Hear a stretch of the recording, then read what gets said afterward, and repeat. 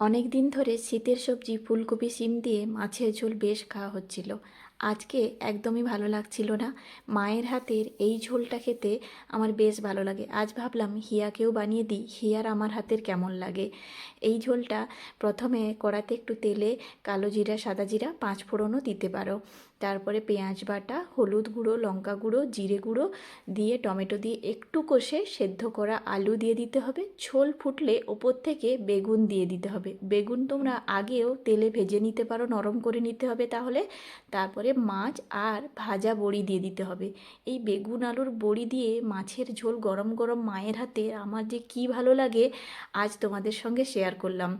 আর বানিয়েছিলাম উচ্ছে আলু বেগুন দিয়ে তরকারি।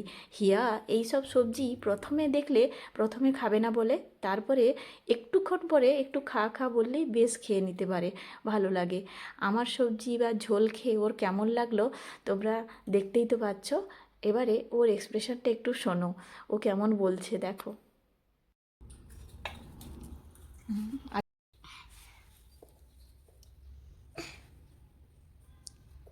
কেমন দারুণ হচ্ছে। কেমন হয়েছে? দারুণ হয়েছে। দারুণ। মা, তুমি কিভাবে এত ভালো রান্না করতে পারো? খা।